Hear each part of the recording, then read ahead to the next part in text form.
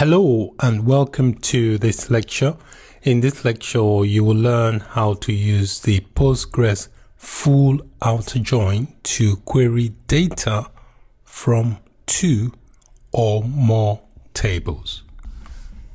When using the full outer join, it will return data from both the left and the right tables. However, if the rows in the joined tables do not match, the full outer join sets a null value for every column of the table that lacks a matching row. So when the tables are joined, if there are rows that do not match, the full outer join will place a null value in that row. When using the full outer join, for the rows that do match, a single row is included in the result set that contains columns populated from both joined tables. One thing to note is that when using the full outer join, it can potentially return very large result sets, so bear that in mind. Let's have a look at the syntax of how you would implement an outer join. So basically, once you typed in the select statement and you specify the column name, the table, you then add the full outer join clause and you include the second table where you are performing the join on. And obviously you need the on keyword, and then you select the column name from the first table that will match the column name from the second table. This is just an illustration of what the full outer join looks like. So it populates both tables with data. Suppose we want to perform a full outer join of two tables. I'll call it table A and table B. The following this syntax here indicates the full outer join. So we're selecting all the columns from table A and we're performing a full outer join on B, and the matching columns are the ID columns in A and the ID columns in B. The outer keyword here is optional. You don't always have to use it. It is an optional word to use. So what actually happens is the full outer join will combine the results of both the left join and the right join. If left and right join, meaning left table and right table, if the rows in the join tables do not match, the full outer join will set null values. So it will add null values for every column of the tables that lacks a matching row. For the rows that match, a single row is included in the result set that contains columns populated from both joined table.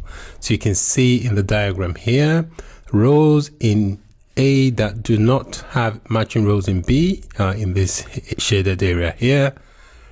Rows in B that do not have matching rows in A are represented in this shaded area there, while the darker shaded area contains rows that match to both A and B.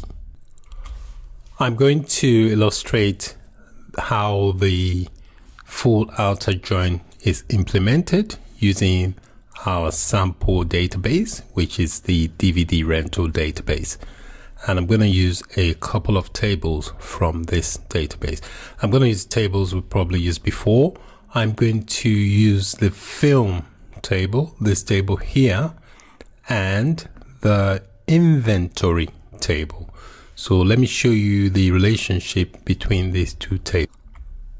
Both tables are related because they have a matching film_ID column. You've got the film_ID here, which is a primary key, and a film underscore ID here. So they are both related courtesy of both of matching columns. To save time, I have already written the query. I'm just going to paste it in and then run it through with you. I've already shown you the relationship between the film table and the inventory table. They are both related courtesy of the film ID. We've got a film ID column there, and we've got a film ID column here. So we are performing the join based on those matching columns. So I've started off with the select keyword, followed by the film underscore ID column that belongs to the film table. When you have a dot before the column names, it means it identifies what table the column is coming from. The title is also coming from the film table. This is a film table, and we can see the title there. However, the inventory ID is coming from the inventory table here. That's the inventory table, and that's the inventory ID column. And the left table, the main table for the join, is the film table. So that's the, I would say that's the primary table. Then we implement the clause that will initiate the join. So we type in the full outer join, and we have to specify the second table that is participating in the join, which is the inventory table. And you need the on keyword, because that's what glues it together. And we are performing the full outer join on the inventory table on the film underscore ID column that belongs to the film table, and the film underscore ID column that belongs to the inventory table. So we're joining data from these two columns. And I've also included an order by to order the data that is returned by the film ID in ascending order, that is from A to Z, or from 1 to 100. So let me execute this query so you can see the output. So this is the result: over 4,000 records retrieved. So if you scroll through this record where there are no matching columns or no matching records, it will insert null values. So let me scroll through, and you should see a null value soon. Oh, I just spotted one.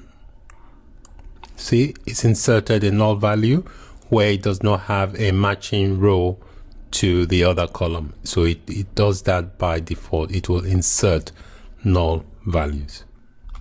Because there are rows in the film table that do not have corresponding rows in the inventory table. And the full outer join, to compensate for that, inserts a null value in the inventory table to match that missing row.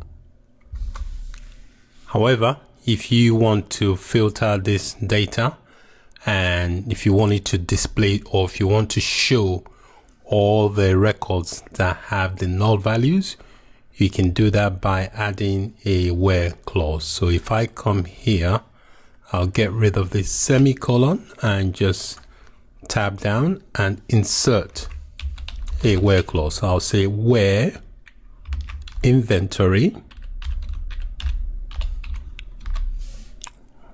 dot film underscore ID. Inventory refers to the table. Film underscore ID refers to the column, the table that is refers to the column in that table. All right, so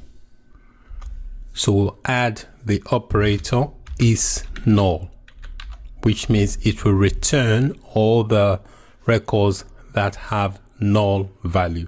So this is quite useful because you may want to just check to see how many records do actually have the null values. So let me run that, and you would have much reduced output.